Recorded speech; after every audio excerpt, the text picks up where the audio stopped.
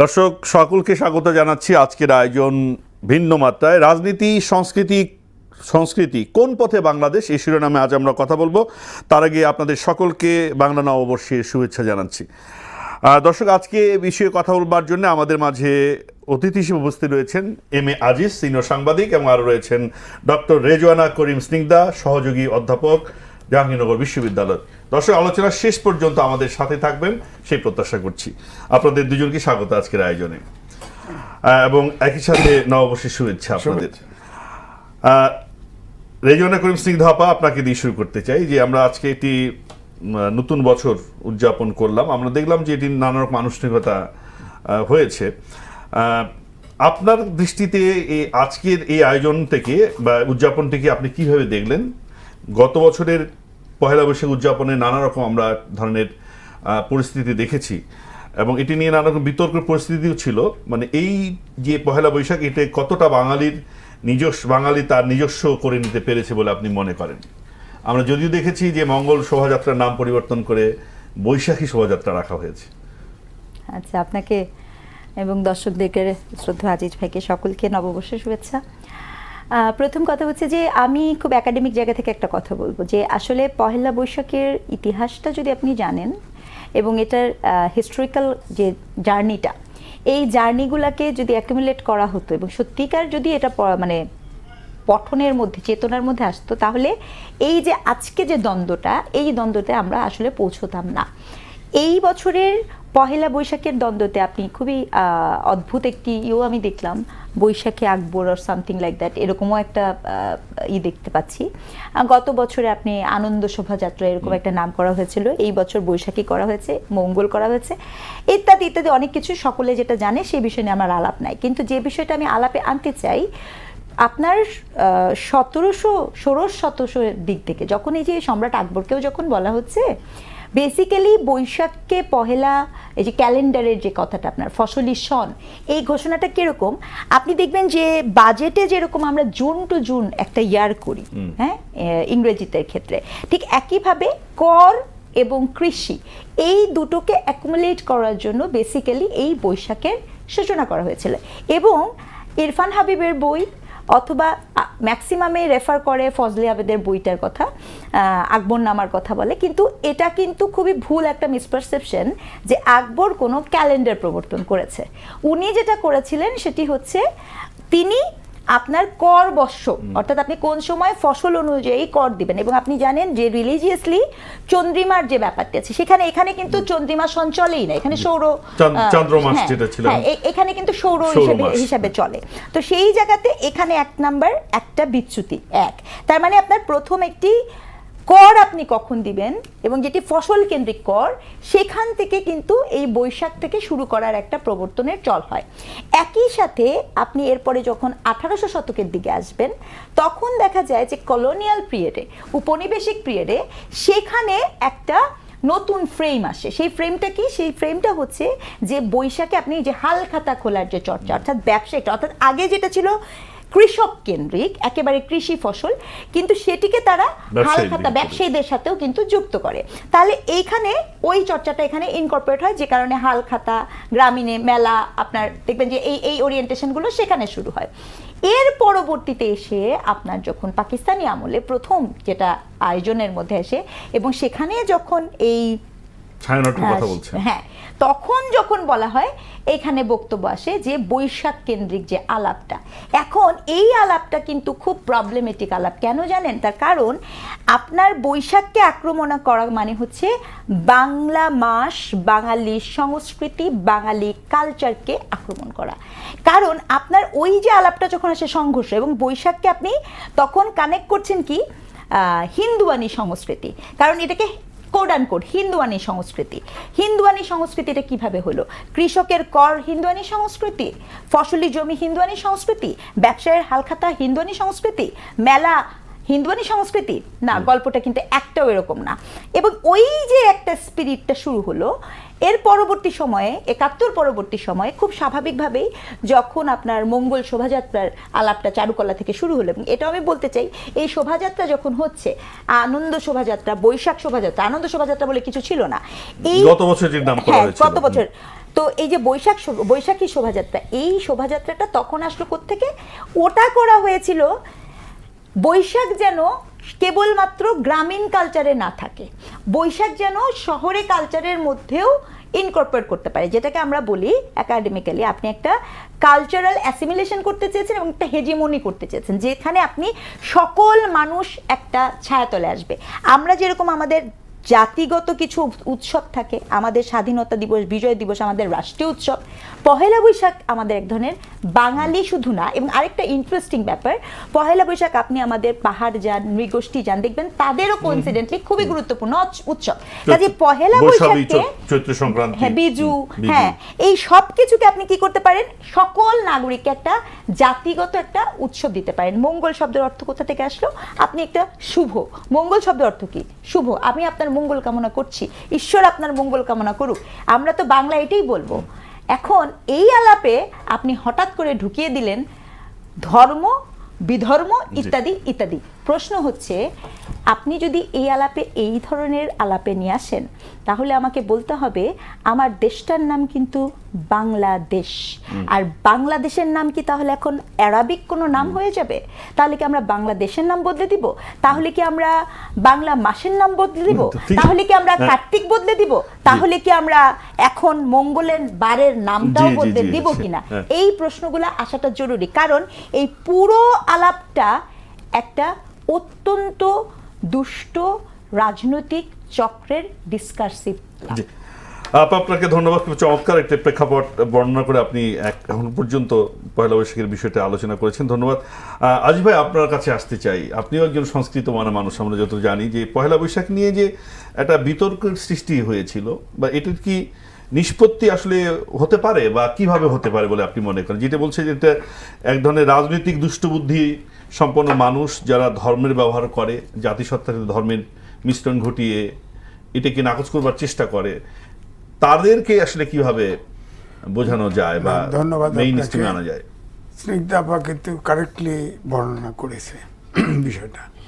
এখন যেটা হয়েছে, আমি শেষটাই বলি, মঙ্গল শোভাযাত্রা যেটা বলা হয়েছে, সেখানে দেখা গেছে বিতর্কটা আসছে, একটা গ্রুপ বিতর্ক করেছে, যেগুলা ধরেন হিন্দু আনি একটা ইয়ে ছিল, প্রচার ছিল, যে ওখানে এমন এমন মূর্তি টুর্তি বানানো হতো যেগুলোকে হিন্দুরা পূজা করে, ওইগুলো সামনে আসছিল, মঙ্গল শোভাযাত্রার ভিতরে ঢোকানো হয়।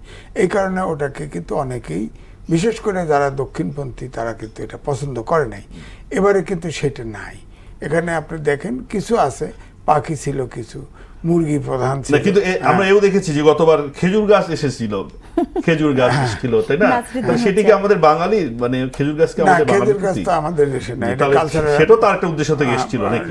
না হতে পারে, বা হয়তো অন্য কিছু পায় নাই, এটা চারুকলা বা আর্ট, উট, খেজুর গাছ, হ্যাঁ, এগুলো তো সেই সিম্বলগুলো কিন্তু এসেছিল, বা এখনো অনেকে এটা নিয়ে। না, এটা তো অনেক আছে, যে আপনি দেখেন আন্দোলনের সময় মাজার ভাঙা, যাত্রা না করা, বাউল গান না করা, এগুলো তো ছিলই। এগুলো কিন্তু আপনি যেটা বলতেছেন, পয়লা বৈশাখের কি ইসলামিকীকরণ করতে হবে কিনা, এই ধরনের একটা। কিন্তু আমি মনে করি যে এবারে যা আছে ঠিকই আছে। বৈশাখী শোভাযাত্রা আপনার এবারে হালখাতাও হয়েছে, হ্যাঁ, এবং এবারে কিন্তু আনন্দ মিছিল হয়েছে, গান, ছায়ানট ঠিকই 6:30টায় তাদের যথারীতি প্রোগ্রাম করেছে, সব কিছু হয়েছে, কামার কুমার তাদের পাতিল বানিয়েছে, সবই। এটাই আসলে আমাদের অরিজিনাল কালচার আমি মনে করি। এখন শোভাযাত্রা এটা হলো একটা বর্ণিল প্রোগ্রাম আর কি। এই প্রোগ্রামের ভিতর দিয়ে অনেকের স্বার্থ বা পলিটিক্স উদ্ধার করতে চায়, যেটা হয়েছে আর কি। আমার মনে হয় সবার কাছে এটা ধর্ম বর্ণ নির্বিশেষে, পাহাড়ি সমতল ভূমি সবার জন্য গ্রহণযোগ্য হয়, এমনভাবেই পোশাকটা পালন করা। মানে মঙ্গল যুক্ত করার ফলে কি সবার কাছে গ্রহণযোগ্য হয়ে গেল? মানে কেন মঙ্গলটাকে বাদ দিতে হলো, মানে না বিযুক্ত করা হলো না? মঙ্গলের ভিতর দিয়ে ওই যে বললাম না, যে পূজা টুজা করা হয়, এমন কিছু জিনিস মঙ্গল শোভাযাত্রায় ঢুকানো হয়েছিল। আপনাকে যেমন সাপ ছিল, তাই না? সাপ ছিল, সংস্কৃতির প্রতীক, তো সংস্কৃতির উপাদান, তো সংস্কৃতির প্রতীক কেন বলছেন? বেহুলা লক্ষিন্দর কি হয় ভাই? আপনার লোক সংস্কৃতি বেহুলা লক্ষিন্দর সাপ তো আছে, ওটা তো হ্যাঁ হয়, কিন্তু এগুলোকে ধরতো আর কি। তো আমার কথা হচ্ছে এবারে যেটা হলো যে বৈশাখী শোভাযাত্রা, সেখানেও তো ছিল মুরগি প্রধান, আমি দেখলাম যে মুরগি প্রধান প্রতীক হয়ে গেছে। মুরগি, এটা অবশ্য আমার কাছে খুব পছন্দ না লাগলেও মানে আধুনিক মনে হচ্ছে এটা। না, আধুনিক মনে হয় না, এটা একটা নিরামিষ মনে হয়েছে আমার কাছে, খুব একটা শক্তিশালী হয় নাই আর কি। তো আমরা টেপা পুতুল তো দেখেছি, এবার টেপা পুতুল কিন্তু আছে, পুতুল দেখছি, এটা না, বাদ যায়নি আর কি। না, পুতুল না, সবই আছে, কিন্তু এবারে ওই যে পান্তা ইলিশটা, এই কালচারটা কিন্তু আমি খুব একটা দেখিনি।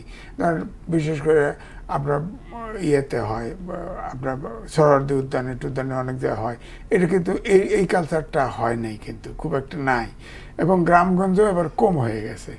এখন তো পান্তা ভাত কেউ খাইতেও চায় না, আর ইলিশও পাওয়া যায় না, এটাও ঠিক।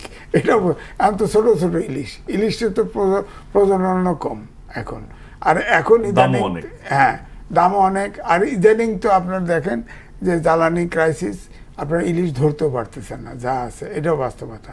তো যাই হোক, আমি মনে করবো এটা নিয়ে ধরেন এই গোত্রে গোত্রে বিভক্ত, ধর্মে বিভক্ত, এগুলো না করা, প্রোগ্রেসিভ মূল্যবাদী এটার দ্বন্দ্ব, এগুলোর সংঘাত না করে সার্বজনীনভাবে যেটা গ্রহণযোগ্য, এটা বৈশাখী, এটা আমাদের কালচারের অংশ হয়ে গেছে।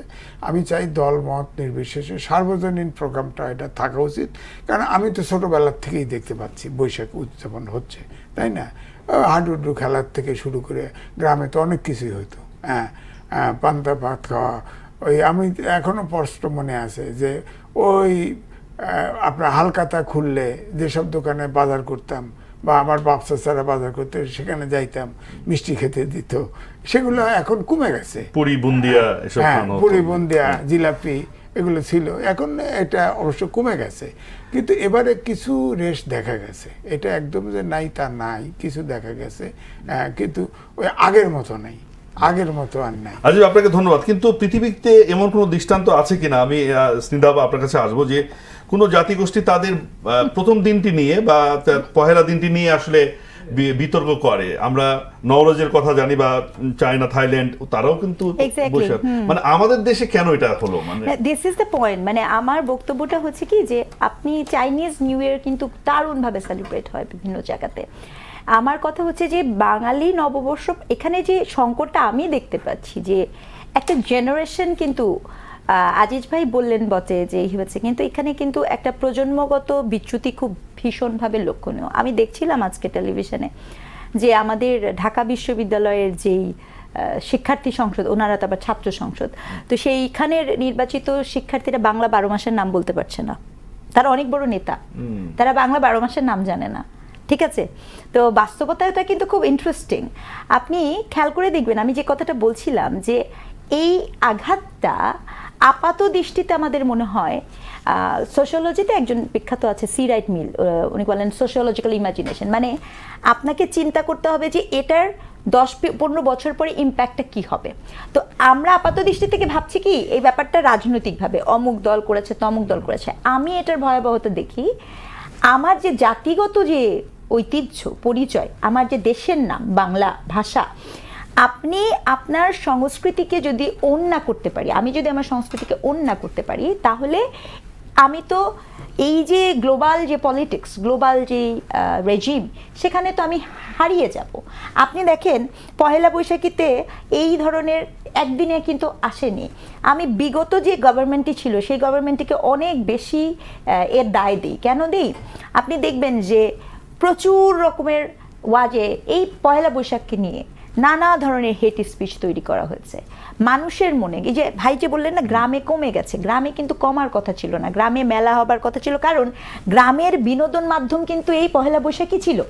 এখন এটিকে আপনি কি করেছেন, এটিকে আপনি নানা ধরনের ধর্মীয় ডিসকোর্স দিয়েছেন, মানুষকে বোঝানো হয়েছে পান্তা ভাত খাওয়া হারাম হয়ে যাবে, এরকম কিছু। আমাদের বক্তব্য কি জানেন, খেজুর গাছ মুসলমান না, আর তুলসী গাছ কখনো হিন্দু হয় না। খেজুর গাছের খেজুরটা শরীরকে অনেক শক্তি দেয়, তুলসী গাছের তুলসীটা ঠান্ডা লাগলে আপনাকে উপকার করে, হিন্দু মুসলমান নির্বিশেষে উপকার করবে। এই বিষয়টা কোনোভাবে গাছ বা খাবার এগুলোর সাথে যুক্ত না, এই দায়িত্বটা কেউ কিন্তু নিচ্ছে না। রাজনীতির সংকটটা হচ্ছে এখানে। আপনি মুখোশের কথা বলেছেন বা এই যে মুরগির কথা বলেছেন, আন্ডার উইচ সার্কামস্টেন্সেস মুরগি আমার দেশের কালচারের সাথে যুক্ত হতে পারে, এটা একটা প্রশ্ন। মানে এর থেকে যদি গরুও হতো তাহলেও তো আমরা বুঝতে পারতাম কৃষকের হাল চাষের মুরগিটা কেন কি করে, মুরগিটা কোত্থেকে আসলো, এটা একটা কোশ্চেন। কেন মনে হলো যে আমি এখানে, কারণ আমার এখানে তো মুরগি নিয়ে ওই ধরনের মোরগ লড়াই একটা পার্ট হতে পারে, বাট ওই কালচারটাকে তো আমরাই করি না। তো এই যে একটা কালচারাল পলিটিক্সটা হচ্ছে, এই যে ডিসকার্সিভ পলিটিক্সটা হচ্ছে, এখানে কি হচ্ছে, এক এক গ্রুপ মনে করছে আমরা জিতেছি। মানে মনে করেন মঙ্গল দিলে কোনো এক পলিটিক্যাল পার্টি মনে করছে সে জিতছে, আনন্দ দিলে আরেক পলিটিক্যাল জিতছে। আর বর্তমান গভর্নমেন্ট কি করেছেন, ব্যালেন্স করেছেন। আমি ভাই মঙ্গলও চাই না, আনন্দ চাই না, আমি মাঝখানে থাকি, সবারটাই থাক। তো সেই জায়গাটা আমার কাছে মনে হয় যে সেটা করেছে, কিন্তু সেটা করতে যে যেটা সংকট তৈরি হয়েছে এই আলাপে, এই পুরো আলাপটা ইটসেলফ একটা ভীষণ রকমের ওই যে পলিটিক্যালি আমার যে জাতিগত আইডেন্টিটি, সেই আইডেন্টিটিকে কিন্তু ডেমোলিশ প্রজেকশনের দিকে নিয়ে যাচ্ছে। এই জাতিকে আপনাকে বোঝাতে হবে যে বাংলা আমার ভাষা। আপনি খেয়াল করবেন ফেব্রুয়ারি মাসে এই ভাষা নিয়ে কথা হয় না, বাংলা যে আমার ভাষা, মুসলমানের ভাষা হিসেবে বাংলাকে তো অ্যাকসেপ্ট করতে চাইনি বহুদিন পর্যন্ত। বাংলা হিন্দুয়ানির ভাষা, আমরা কিন্তু পয়লা বৈশাখ বলছি কেন, আমরা যে ভাষায় কথা বলছি, আমার মা কথা বলছে, সেটাকেও কিন্তু আমরা হিন্দুয়ানি ভাষা বলে অবজ্ঞা করেছি। না, এটা মূলত কারণটা হচ্ছে কি শোনেন, পৃথিবীর ভিতরে একটা রাষ্ট্র বাংলাদেশ ভাষার জন্য জীবন দিয়েছে, খুব কমই পাবেন ভাষার জন্য জীবন দিয়েছে। পরের কথা, কিন্তু আগে তো 52 সালে আমি বলছি, কিন্তু আগে না, তারপরে তো বাংলাদেশ তো তারপরে আসবে। আপনি মধ্যযুগ থেকে বাংলা ভাষাকে হিন্দুয়ানি ভাষা বলে বনাহত করা হতো না, এটা হচ্ছে কি আগে তো ধরেন অনেকেই তো বলে যে আগে হিন্দুরা বসলে তার চেয়ারে বসতে পারতো না, মুসলমান মোড়ায় বসতো। এখন আমি পুরনোদের কাছে শুনেছি, কিন্তু আমাদের হচ্ছে দেশটা স্বাধীন হওয়ার পর থেকে বাংলা ধরেন আজকে উনি ইউনিভার্সিটি প্রফেসর, আজকে ক্যালেন্ডারটা বাংলায় করে দিক, দেখবেন চালু হয়ে গেছে। হচ্ছে না তো কেউ, এটা তো রাষ্ট্র যারা, রাষ্ট্র ব্যবস্থায় যারা থাকে তাদের কিন্তু বাংলাকে প্রজেকশনে আনতে হবে। কারণ আমরা এখানে টকশো করলে তো সবাই হয়তো কিছু লোক সচেতন হবে, এটা কিন্তু আপনার টোটাল চেঞ্জ আসবে না। কিন্তু আপনি যদি বলেন যে না স্কুল কলেজে সব বাংলা ক্যালেন্ডার হবে, আপনার ধরেন আমাদের বাজেট করে জুন টু জুলাই, না এটা বৈশাখ টু অমুক হবে, এরকম যদি করা হয় বাংলা ক্যালেন্ডার অনুযায়ী যদি সব করেন, তাহলে দেখবেন আস্তে আস্তে বাংলা ভাষাটার কিন্তু গুরুত্ব বাড়বে। এখন ধরেন আমার নাতিপুতি ইংরেজিতে পড়ে, এখন বাংলায় বললে ইংরেজিতে বলো, তো সে তার কাছে বাংলা কি থাকবে? না এখানে না এই গল্পটা না আমার কাছে আজিজ ভাই, কিন্তু জানেন এই যে আপনি যদি ইউরোপের দিকে তাকান, মানে প্যারিস, ফ্রান্স, ওরা কিন্তু ওই জুন টু জুনই করে, কিন্তু তারা কিন্তু তাদের যে নিজস্ব ভাষা ফ্রেঞ্চ, সেখানে কিন্তু কোনো কম্প্রোমাইজ করে না এবং তারা ইংরেজিও বলে না। তো আজিজ ভাইয়ের যে পয়েন্টটা সেটা কিন্তু সত্য, কিন্তু এখানে যে সংকটটা এটা হচ্ছে, আপনি যা কিছু করবেন, আমি তো শুনেছি শাড়ি হিন্দু পোশাক, আমি তো শুনেছি টিপ হিন্দু পোশাক, আমি তো শুনি চুড়িও হিন্দুয়ানি, মানে সব কিছু আমাদের। অথচ দেখেন এখানে আরেকটা মানে টিপ নিয়ে কথা হলো, দেখে এখানে একটা ছোট কথা বলি, আপনি খেয়াল করে দেখবেন ইন্ডিয়াতে প্রচুর হিন্দু থাকে, কিন্তু ইন্ডিয়ার সকল জায়গায় কেউ টিপ পরে না, পাঞ্জাবিরা টিপ পরে না, মহারাষ্ট্রিয়ানরা এই টিপটা পরে না। এটি কিন্তু বেসিক্যালি বাঙালিদের সাথে যুক্ত, বাঙালি নারী, এবং তার একটা হিস্ট্রি আছে। আর্যরা যখন এই অঞ্চলে ছিল, তখন তারা যখন যে সকল নারীদেরকে মানে ধরে নিয়ে যেত বা করতো, তখন করতো কি, ইটা দিয়ে ওই নারীর কপালে একটা বাড়ি মারতো এবং এখানে একটা দাগ হয়ে যেত, তাতে বোঝা যেত যে এই নারী হচ্ছে অমুকের আন্ডারে আছে। ওই এর প্রেক্ষিতে প্রচুর নারী মারা গেল। তখন তারা বলল যে না, এখন থেকে আমরা এই ইটা দিয়ে মারবো না, তো এইখান থেকে এই যে টিপের আসলো। এবং মজার ব্যাপার, আমাদের যে পেনাল গ্ল্যান্ড আছে, আপনি যদি থেকেও দেখেন তৃতীয় এই পেনাল গ্ল্যান্ডটাও এই জায়গাটায় থাকে। তো আমরা তো আসলে লেখাপড়ার জগতের মধ্যেও নাই, ইতিহাসের জগতের মধ্যেও নাই। আজকে অমুককে বলে দিব এটা হিন্দু, কালকে ওটা হিন্দু। আপনি দেখবেন আমাদের নামগুলা চেঞ্জ হয়ে গেছে, আমাদের নামগুলা, সেই নামগুলো দেখবেন এখন বাচ্চা আমার নিজের বাচ্চার নাম আমি বাংলা রেখেছি, কিন্তু ঘটনা হয়েছে যে নামটাও যখন চেঞ্জ হয়ে যায়, পৃথিবীতে কোন জাতি আছে সে তার নিজের জাতিগত পরিচয়কে এইভাবে অস্বীকার করে? আজি ভাই, মানে এইটা আমাদের মানসিক দৈন্যতা কি না, মানে এই দৈন্যতা থেকে মুক্তির উপায়টা কি? এটা কি রাজনৈতিক ভাবে শুরু করতে হবে নাকি সাংস্কৃতিক ভাবে শুরু করতে হবে? আগে আমরাও কিন্তু কিছুটা কমিউনাল মেন্টালিটি ছিলাম। আমার নাম রাখা হয়েছে আজিজ। আজিজ কেন রাখা হয়েছে? আল্লাহর নাম, বুঝেন কথাটা। আমি তো বাংলা ভাষায় আমার নাম রাখতে পারতো, হয়তো অ্যাডভান্স ছিল না ফ্যামিলি, ওইভাবে ছিল না, কিন্তু নাম আগে কিন্তু এই নামগুলো দেখবেন, খেয়াল করে দেখেন, মোহাম্মদ আছে, আব্দুল আছে, এই নাম সমৃদ্ধ, এবং সবসময় দেখা গেছে আল্লাহ রাসূল এদের নাম। এটা পরে শুরু হয়েছে, মানে বাংলা নামগুলো ছিল কিন্তু আগে 60-এর দশকে 50-এর দশকে হয়তো মিক্স ছিল, কিন্তু প্রবণতা এখন হচ্ছে যে আমরা মানে দেখে দেখে আরবিক নাম, ফার্সি নাম রাখছি, আরবিক নাম বিশেষ করে রাখছি। এটা আসলে হচ্ছে কি, ওনার মতো অত সাহিত্য টাহিত্য আমি অত জ্ঞানী হব না। ওনার মধ্যে আছে রেজওয়ানা করিম আছে, ওনার মধ্যে নাম আছে স্নিগ্ধা, নামটা হয়তো বাংলা, রেজওয়ানা করিম সেটি তো আরবি ফার্সি মিলে। জি, আমার কথা হচ্ছে যে আমরা যে আগে দাদা বাবাদের সাথে গল্প শুনেছি, আগে যে এই অঞ্চলে বিশেষ করে যতই বলেন হিন্দুরা কিন্তু প্রাধান্য ছিল, তারা আগে হিন্দুদের সামনে আমরা শুনছি গল্প যে তাদের সামনে চেয়ারে বসলে সামনে আরেকটা চেয়ার নিয়ে বসতে পারতো না। হয়তো অনেক ওটা বিস্তৃত বিশাল আলোচনা হবে, মানে আমাদের যদি পূর্বপুরুষ, আমরা 8 পুরুষ 10 পুরুষ পূর্বে যাই, তাহলে তো তারা হিন্দুই ছিল, সংস্কৃতিগতভাবে তো এই ভারত এই মাটির বৈশিষ্ট্যই তারা ধারণ করতো, তাই না? হয়তো আমরা মুসলমান হয়েছে, আমরা তো আসলে ভারত মানে সৌদি আরব বা মিশর, বাউলরাও তো আক্রান্ত হয়, তারা তো বাংলা গানকে তাদেরকেও আক্রমণ করা হয়, মানে একটা জায়গা তো দেখাতে হবে যে আক্রমণ তো এই জায়গায় আসতে চাই আমরা, একটু আলোচনাটা অন্য জায়গায় যেতে চাই। স্নিগ্ধাপা, যে বিষয়টা হচ্ছে যে আমরা একটা বহুত্ববাদী অসাম্প্রদায়িক একটা রাষ্ট্র আমরা গঠন করতে চাই, কিন্তু আমরা যে ঘটনাটা দেখলাম যে কুষ্টিয়ায় একজন ভিন্নমত অবলম্বন করার কারণে তাকে পিটিয়ে কুপিয়ে হত্যা করা হলো, এটি নিয়ে কোনো বিচার বা এখন মামলা পর্যায়ে আমরা দেখলাম না। এবং আমরা যখন পহেলা বৈশাখের এই উদারতা নিয়ে উদযাপন করছি, ঠিক একই সময়ে অনেক জায়গায় বাউলরা গানের আসর বসাতে পারছেন না, তাদের উপর আক্রমণ করা হচ্ছে। ঠিক আছে, আমি গত 19 মাসে 100টি মাজার ভেঙে দেওয়া হয়েছে। আজিজ ভাই বলেন যে এটি আসলে মানে কিসের লক্ষণ, আমরা কোন দিকে যাচ্ছি? এটা তো ধরেন আন্দোলনের সময় পর থেকে, মব সন্ত্রাসের পর থেকে মাজার ভাঙা হয়েছে, 100টা মাজার ভাঙা দিয়েছে, অনেক স্থাপনা ঘুরিয়ে দেওয়া হয়েছে, 32 নম্বরের বাড়ি ভেঙে দিয়েছে, বাইরের থেকে বুলডোজার ভেকু এনে ভেঙে দেওয়া হয়েছে। এটা তো করা হয়েছে, মব সন্ত্রাস, তৌহিদি জনতা এগুলি করছে। এটা কারা করছে এটা আমরা পরিষ্কার বুঝি। সেখানে ধর্মীয় অনুমোদনা ছিল। হ্যাঁ, তো আপনি দেখেন যে একটা বাউল, নাম ভুলে গেছি, তাকে তো কত হ্যাকেল করলো, জেলে গেল। হ্যাঁ, তো এখন বাউল তাকে কবর থেকে লাশ তোলা হলো, সেটা আমরা দেখেছি, লাশ তুলে পুড়ে মারা হলো, এগুলো তো করা হয়েছে। তো এটা হচ্ছে দক্ষিণপন্থীদের উত্থান কিন্তু এই আন্দোলনের ভিতর দিয়ে হয়েছিল। রাষ্ট্রটা বেঁচে গেছে, আমি বলবো ইলেকশনের ভিতর দিয়ে বেঁচে গেছি আমরা। কিন্তু কই এই যে 5 দিন আগে যে ঘটনাটা ঘটলো কুষ্টিয়া, সেটা এই সরকারের অধীনে হচ্ছে না। আমাদের স্বরাষ্ট্রমন্ত্রী সংসদ নিয়ে ব্যস্ত আছে, ওনার দায়িত্ব সম্পর্কে উনি কতটুকু সচেতন জানি না। স্বরাষ্ট্রমন্ত্রীর দায়িত্ব এগুলো কন্ট্রোল করা। এখনো যে হত্যাকাণ্ড, তাদের বিচার তো হবে। হত্যা ধরেন প্রত্যেকটা ঘরে ঘরে তো নিরাপত্তা দেওয়া কঠিন। শেখ হাসিনা ওই কথা বলছিল, আমিও মনে করি যে 18 কোটি লোকের বাড়িতে করে না, কিন্তু যদি কোনো ঘটনা, হত্যাকাণ্ড বা কিছু ঘটে, তার তো বিচারটা তো হইতে হবে, তার তো গ্রেপ্তার হতে হবে। সেটা তো হচ্ছে না, অনেক জায়গায় হচ্ছে না। তো এটা এই জন্য বলছি, স্বরাষ্ট্রমন্ত্রী তো পার্লামেন্টে ব্যস্ত, তার দায়িত্ব, তার একটা প্রতিমন্ত্রীও নাই।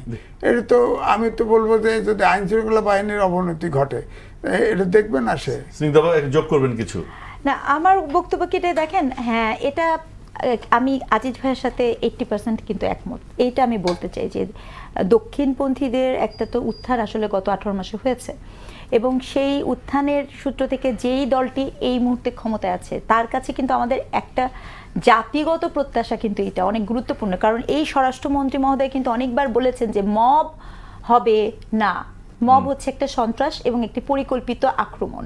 কিন্তু এই পরিকল্পিত আক্রমণকে যখন আপনি আপনার ডিজিটাল ফুটপ্রিন্টে আক্রমণকারীদের দেখা যাচ্ছে, এবং সেটা পরিবারকে বলা হচ্ছে, আমি একটু ফলো আপ করছিলাম, পরিবার মামলা করবে না বলছে। পরিবার যদি মামলা না করে, অবশ্যই ভয় থেকে পরিবার মামলা করতে চাচ্ছে না। সেক্ষেত্রে এই থেকে অন্তত এটা খুব কামনীয় যে পুলিশ বাদী হয়েও তো মামলাটা করতে পারে। আপনি একটা হত্যাকাণ্ড দেখছেন, ডিজিটাল ফুটপ্রিন্ট দেখছেন, এভিডেন্স দেখছেন, এবং মন্ত্রী মহোদয় বলেছেন, এবং বিশ্বাস করেন বাংলাদেশের মানুষ যে এই দলটিকে এই মুহূর্তে নির্বাচনে এনেছে, তার মানে জিতিয়ে নিয়ে এসেছে, তার কারণ কিন্তু অন্যতম কারণ, তারা কিন্তু আসলে এই অসাম্প্রদায়িক একটা বাংলাদেশ চায়, তারা কিন্তু এই দক্ষিণপন্থীদের এই যে বাড়াবাড়িটা, এবং এটা তো বাড়াবাড়িই বলবো, এটি তো কোনো চর্চা হতে পারে না। আপনি কাউকে পিটিয়ে মেরে ফেলবেন, খুন করে ফেলবেন। আর গণতন্ত্র মানে কি? গণতন্ত্র মানে কি শুধু নির্বাচনে জয়লাভ? আমি তো মনে করি গণতন্ত্রের সংজ্ঞা অনুযায়ী গণতন্ত্র মানে কিন্তু আপনার সবচেয়ে দুর্বল নাগরিক এবং গোষ্ঠীকেও একটা নিরাপত্তা প্রদান করা। দস্তাবেভস্কি একটা বক্তব্য ছিল যে স্বাধীনতা ততক্ষণ পর্যন্তই আপনি রাখতে পারবেন যতক্ষণ পর্যন্ত আপনি স্বাধীনতার সীমা নির্ধারণ করতে পারবেন। তো এই রাষ্ট্রের মধ্যে আমি কি দেখতে পাচ্ছি? দেখেন, এটা খুব আনফরচুনেট। আমি খুব স্ট্রংলি, আজিজ ভাই আছেন, যারা শুনছেন আপনার সাথে বলছি, এই গভর্নমেন্টের কাছে একটা ভীষণ রকমের অনেক অল্প সময়, আমরা খুব কঠিন কথা তো বলার কোনো সুযোগ নেই, তাকে সুযোগ দিতে হবে, উই আন্ডারস্ট্যান্ড। বাট এটা আমরা বলতে চাই, যদি এই সময়ে এসে আমরা এরকম মব দেখি, যদি এই সময়ে এসে আমরা যখন দেখি স্বয়ং প্রধানমন্ত্রী এবং তার কন্যা, তাকে নিয়ে অকথ্যভাবে সাইবার বুলিং হয়, তাকে নিয়েও কথাবার্তা হয়, তখন একজন সাধারণ নাগরিক হিসেবে, একজন সাধারণ মানুষ হিসেবে আমাদের মনের মধ্যে কিন্তু ভীতির সঞ্চার ঘটে। যে কেউ শিকার হতে পারে। এই ভীতিকে দূর করার দায়িত্ব কিন্তু এই সরকারের, কারণ তাকে কিন্তু তার অবস্থান, নৈতিক অবস্থান পরিষ্কার করতে হবে। আপনি চেষ্টা তো করছেন, আমরা দেখলাম না, আমরা দেখেছি কৃষক কার্ড দিয়েছেন, যারা ধর্মীয় করেন তাদেরকে কার্ড দিচ্ছেন, আমরা কিন্তু দেখছি। কিন্তু আমরা এটাও দেখতে চাই, সবচেয়ে বেশি দেখতে চাই, সেটা হচ্ছে আমি এবং আপনি, আমরা নিরাপদ আছি। এই নিরাপত্তাটা কিন্তু আমাদের ফার্স্ট প্রায়োরিটি। তো এটা একটা বিনয়ের সাথে অনুরোধ থাকবে, কারণ এটাতে যদি না দেওয়া হয়, কারণ আমরা দেখতে পাচ্ছি সংসদের বিরোধী দল দুদিন যেতে পারে নাই, তারা আন্দোলনের বিভিন্ন ডাক দিচ্ছেন, ইত্যাদি দিচ্ছেন। আমরা বুঝি যে এগুলো পলিটিক্যাল, অনেক কিছু পলিটিক্যাল। কাজেই এই সময় যদি এই নিরাপত্তাকে আপনি বিঘ্নিত হতে দেখা যায়, তাহলে তারা একটা পলিটিক্যালি একটা চক্র তৈরি করবে। এখন সিদ্ধান্ত স্বরাষ্ট্রমন্ত্রী মহোদয়ের, সিদ্ধান্ত মাননীয় প্রধানমন্ত্রীর, যে উনি কি এই চক্রকে ভাঙবেন নাকি এই চক্রের জালে আক্রান্ত হবেন। জি, আবার চমৎকার বলেছেন, আমার কাজটা সহজ করে দিয়েছেন, যে আন্দোলনের প্রসঙ্গটা এনেছেন আপনি। আজিজ ভাই, আপনার কাছে আসতে চাই যে আমরা দেখছি যে জনজীবনের এক ধরনের সংকট তো আছেই, তেলের বাজার মানে একটা অস্থির অবস্থা আমরা দেখছি, যে যুদ্ধ থামলো না, কোনো এগ্রিমেন্ট হলো না ইরান এবং আমেরিকার মধ্যে। ঠিক এই মুহূর্তে মানে আন্দোলনের জন্য দেশের জনগণ কতটা প্রস্তুত? বিরোধী পক্ষের পক্ষ থেকে ডাক দেওয়া হয়েছে যে মাত্র 1.5 মাস সরকার আসছে। আপনি দেখেন, জুলাই জাতীয় সনদ এবং জুলাই এটা নিয়ে ব্যস্ত সবাই, তাই না? সরকারি দলও 12 জনের সংসদীয় কমিটি করছে। তার ভিতরে আমার স্পষ্ট, আমি নিজে শুনেছি যে বিরোধী দলের নেতা বলল, আমাদের ঠিক আছে করেন, কিন্তু আমাদের অর্ধেক অর্ধেক রাখবেন, কারণ এটা কোনো দাবি হলো। বিএনপি 2/3 মেজরিটি, আর বাকি হলে 1 ভাগ। তো তাহলে ওইভাবেই তার এখন আছে 7 আর 5। আমি বলি 5 জনই জামাতে ইসলামের। তো আপনি চিন্তা করেন, 133টা অধ্যাদেশ ছিল, 133টা। তো 17 মাসে কত হয় আমি ভাগ করে দেখছি, 3 থেকে 4টা হয়। এবং এই অধ্যাদেশগুলো তৈরি করে প্রত্যেকটা মিনিস্ট্রিতে একটা ড্রাফটিং সেল আছে, এটাতে জয়েন্ট সেক্রেটারি বা ডেপুটি সেক্রেটারি তার প্রধান থাকে। তারা ভালো করে করতে পারছে এমন তো না।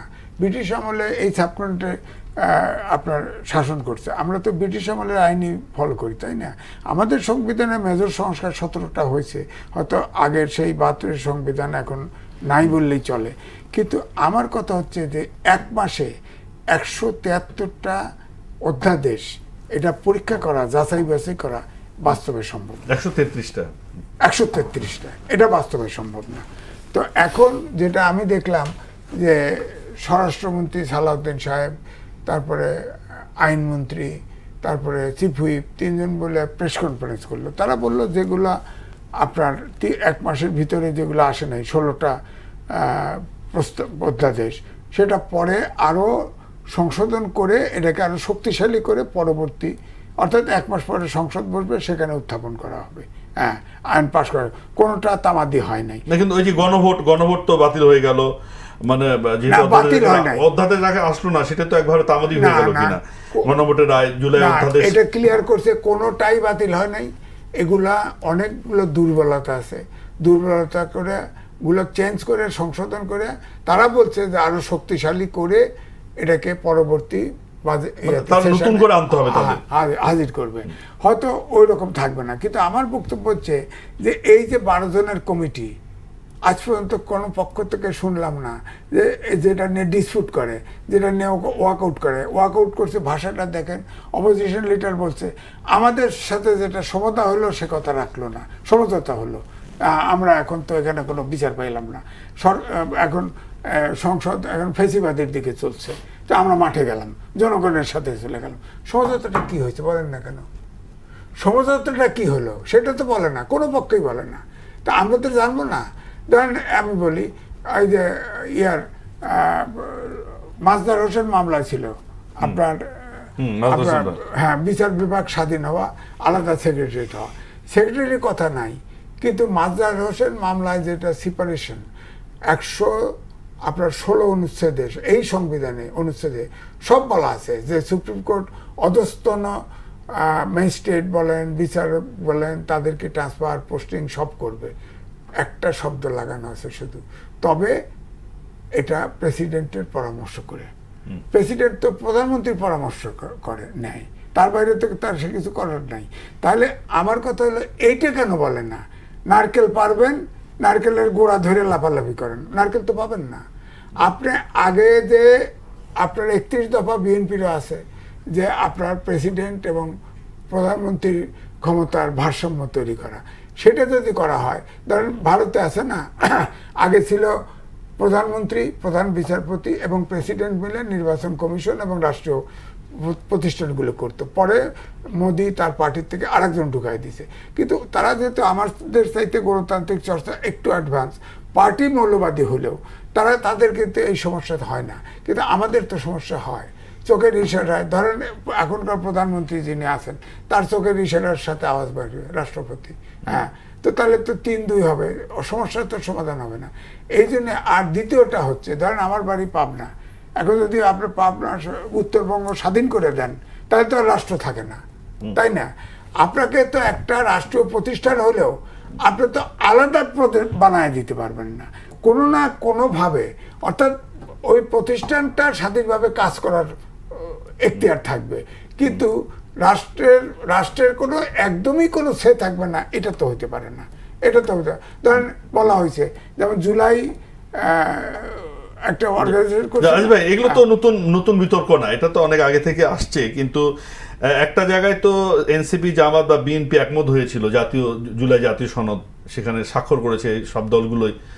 গণভোট হলো, যে গণভোটের রায় বাস্তবায়ন করবে, সংস্কার পরিষদ গঠিত হবে, এগুলো তো অনেকগুলো সেট। এবং বিএনপি সেখানে কিন্তু যখন হয়তো আগে না পরে একমত হয়েছে তারা, কিন্তু ক্ষমতায় আসার পরে বিএনপি সেটিকে সেভাবে বাস্তবায়ন করছে না। সেখানে প্রশ্নটা আসছে যে তাহলে কি এটা বাস্তবায়ন হবে না, অথবা বিএনপি অন্য কোনো উদ্দেশ্য আছে কিনা, অথবা যে এই নিরঙ্কুশ সংখ্যাগরিষ্ঠতা পেয়েছে এটি বিএনপিকে ফেসিস্ট করে তুলছে, এটা পারসেপশনটা তৈরি হয়েছে, এটা ঠিক, কিন্তু আসলে ব্যাপারটা তা না।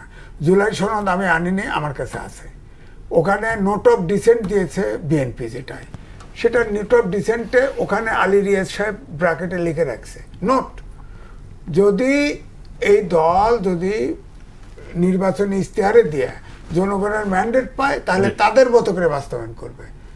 তাহলে তো যেসবগুলোতে নোট অফ ডিসেন্ট দিয়েছে বিএনপি ম্যান্ডেট পেয়েছে, আর তো দল পায় নাই। জামাতেরও নোট অফ ডিসেন্ট আছে, এনসিপিরও একটা আছে। তো আমার কথা হচ্ছে যে নোট অফ ডিসেন্টটাই তাহলে বড় হয়ে গেল কিনা, মানে ঐক্যের জায়গাটা বড় হলো না। সেটাকে তো তারা বলতেছে যে আমরা যেটা স্বাক্ষর করেছি সেটা আমরা অক্ষরে অক্ষরে বাস্তবায়ন করব। একটু পরিবর্তন করে আসি। স্নিগ্ধা আপা, আপনি কিভাবে দেখছেন যে এই যে দ্বন্দ্ব, রাজনৈতিক যে একটা দ্বন্দ্ব, অবস্থানগত পার্থক্য, বা রাজপথে কখনো কখনো যাচ্ছে, মানে এটা কিভাবে দেখছেন? এটা কি আসলে একটা বিএনপি বা এই বিরোধী দলের মধ্যে একটা সম্পর্কের ফাটল তৈরি হচ্ছে, নাকি রাজনীতির স্বাভাবিক প্রক্রিয়া? কি দেখছেন? না, আমি যেটা খুব স্পষ্ট করে বলতে চাই, আমি যেটা দেখতে পাচ্ছি সেটা কি, আপনাকে এটা মানতে হবে। আমি আসলে আমার বক্তব্য না দিয়ে আমি একটু স্পিকার মহোদয়কে কোট করি। স্পিকার মহোদয় সেদিন বলেছিলেন না যে এটা তো শাহবাগের মঞ্চ না, এটা হচ্ছে এটা সংসদ, পার্লামেন্ট, এবং সেখানে আছে আপনি সবকিছু হওয়ার পরে ওয়ার্কআউট করছেন। আপনি খেয়াল করে দেখবেন অনেক কিছু আছে যেটা আসলে নিয়মের মধ্যে পড়ছে না। তো আমার কাছে মনে হচ্ছে যে বিরোধী দল যে কাজটা করছে, এটা is too early to do that, এটা আমি পার্সোনালি মনে করি। বিকজ এত অল্প সময়ের মধ্যেই তাদের যে রিয়াকশনটা, একটা সর্বোচ্চ রিয়াকশন, এটা খুব আমার কাছে মনে হয়েছে যে ওই যে বিরোধী দলে না থাকার অভিজ্ঞতা হতে পারে, একটা অনেক নতুনত্ব, সেটা একটা হতে পারে। কারণ আপনি দেখেন, আপনি যদি একটা আজকে কিন্তু 14 তারিখ, তার মানে ওই হিসাবে 12ই ফেব্রুয়ারি ইলেকশন হয়েছিল, 2 মান্থস, আমাদের এখনো ভোটের দাগটাও কিন্তু যায়নি। তো সেই জায়গাটা থেকে এক্স্যাক্টলি এই একটা জিনিস কিন্তু ভালো ছিল, এটা কোথা থেকে কেনা হয়েছিল জানা দরকার ছিল। এটা নকল হয়নি। হ্যাঁ, এটা নকল হয়নি। হ্যাঁ। তো এখন আমি বলতে চাচ্ছিলাম কি, যে এই পুরো ব্যাপারটা যে এই জায়গায় যাবে সেটা কিন্তু আমরা আগে থেকে জানতাম। আমরা যারা মানে বাইরে থেকে দেখি, আপনার যখনই কনফ্লিক্ট মানে নোট অফ ডিসেন্ট এসছে, তার মানে হচ্ছে আপনি কিন্তু এইখানে অ্যাগ্রিড না, এটা খুব পরিষ্কার আপনি অ্যাগ্রিড না। এবং সেটিকে কিন্তু আপনি জনগণের কাছে দিয়ে দিয়েছেন। কোন শুধুমাত্র 4টি জিনিস দিয়েছেন।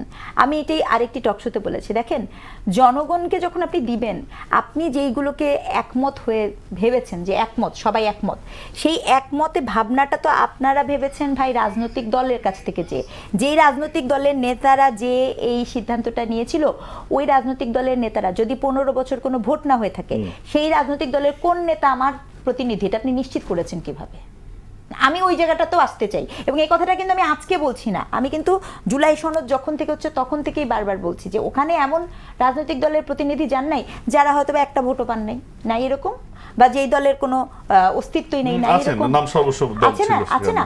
তাহলে এখন ওখানে যে আপনারা বসে বসে ওখানে যে একটা সিদ্ধান্ত নিয়ে আপনারা ধরে নিয়েছেন এটা জনগণের সিদ্ধান্ত। আবার জনগণকে যখন 4টা সিদ্ধান্ত দিয়েছেন, জনগণ গণভোটে কি 4টা বিষয় কি আছে এটা অনেক মানুষ বুঝতেই পারেনি, এত তাড়াহুড়া করে দিয়েছেন। এই কথাগুলো আমরা আগেও বলেছি, এই কথাগুলো আমি এখনো বলছি। এবং এই সনদ নিয়ে যাহা কিছু হয়েছে, সেই সনদের কোথাও দেখেন আপনি 72-এর সংবিধানকে ছুঁড়ে ফেলবেন, 72-এর সংবিধানকে পুড়িয়ে দিবেন। আমি জানতে চাই, এটা ভারতের সংবিধান, ভারতের করে দেওয়া সংবিধান। দেখেন ভারতের সংবিধান না কার সংবিধান সেটা তো আমি জানি না। আমি জানি আমার রাষ্ট্র যেদিন থেকে হয়েছে সেদিন থেকে সেই সংবিধান আছে, আমার বাংলাদেশ, আমার পতাকা, আমি এইভাবে জানি।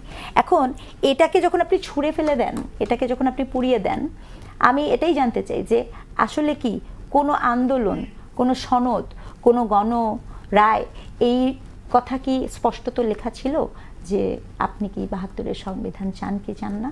তো এই আলাপটা যখন আসছে, আমি বলবো সেই আলাপটাকে যদি আপনি আরও বেশি ঘাটান, তাহলে হয়তো বা আরও অনেক কিছু চলে আসতে পারে। সেই জায়গাটা থেকে সংসদে যেটা হচ্ছে এটা খুব অবভিয়াস ছিল। এবং বিরোধী দল যেটা করছে সেটা আমার মনে হয় বিরোধী দলের বোঝা উচিত যে দীর্ঘ 18 মাসের সরকার পরে ঠিক পথে আছে বলবেন আপনি? আমি সরকার ঠিক পথে আছে বলবো না, আমি বলবো যে সরকারের যারা আছেন তারা জানতো যে এই ঘটনাগুলো ঘটবে। কারণ এটি আমরাই প্রেডিক্ট করতে পারছিলাম, কারণ এটি কোনো স্বাভাবিক প্রক্রিয়া না। আপনি তো একটা বলে দিলেই হবে না, এটা তো ছেলে খেলা না, এটা সংবিধান, এটা সনদ, এটা কারো ওই মামার বাড়ির আবদার না যে আমি চাইছি আমাকে দিতে হবে। জি আজকে আমরা আলোচনা শেষ, আপনাকে দিয়ে শেষ করব। না, আমার এই যে 72-এর সংবিধানকে ছুঁড়ে ফেলে দেওয়া হবে, এবং এটা 72-এর সংবিধান বলছি 106 অনুচ্ছেদ অনুযায়ী আপনার রেফারেন্স নিয়ে এই চুপ্পু সাহেবের স্বাক্ষরিত নিয়োগপত্র নিলেন। 148 এই সংবিধানের 148 অনুচ্ছেদ অনুযায়ী আপনি ওথ নিলেন। 133টা এই সংবিধান অনুযায়ী প্রজ্ঞাপন জারি করলেন। এখন জুলাই সনদ এই প্রশ্ন, এই আদেশটা তো অবৈধ, এটা মানেন না কেন? কারণ ওখানে তো বলা আছে 93 অনুচ্ছেদে বলা আছে যে সংবিধান যেটা, সংসদ যেটা আইন করতে পারে না, অর্থাৎ যেটা আইন আছে এটার সাথে সাংঘর্ষিক কোনো কিছু আদেশ দিতে পারে না। হ্যাঁ, তো প্রেসিডেন্ট আদেশ তো অবৈধ। আর প্রেসিডেন্ট তো জানেন আমার এলাকার বাড়ি, তার সাথে আমার একান্তে অনেক কথা হয়েছে, নিয়োগপত্র আমার সাথে দেখাইছে, আমি ডকুমেন্ট নেই। কিন্তু আমাকে তো বলা হয়েছে অনেক অধ্যায় সে জানেই না। 133টা এই সরকার আলোচনা আনলো কেন? প্রেসিডেন্ট তো জীবিত আছে, প্রেসিডেন্টের অজান্তে সেটি ঘোষণা করে দিয়েছে। যেমন ধরেন, আমি বলি, উদাহরণ দেই, আপনি একটা অধ্যাদেশ বার করেন, রাষ্ট্রপতি, প্রধানমন্ত্রী বিরোধী দলের যদি রিটায়ার করে 3 মাস সে এসএসএফ ভিপিআইপ মর্যাদা চায়। ডক্টর মোহাম্মদ ইউনূস 1 বছরের মর্যাদা নিয়েছে। নিজের ভিআইপি মর্যাদা নিজে নিয়েছে। অসংখ্য ধন্যবাদ আপনাকে, স্নিগ্ধাপা, আপনাকে অসংখ্য ধন্যবাদ। এবং দর্শক যারা ছিলেন, শুনেছেন, দেখবেন, তাদেরকে সকলকে ধন্যবাদ জানিয়ে শেষ করছি। সকলে ভালো থাকুন, শুভরাত্রি।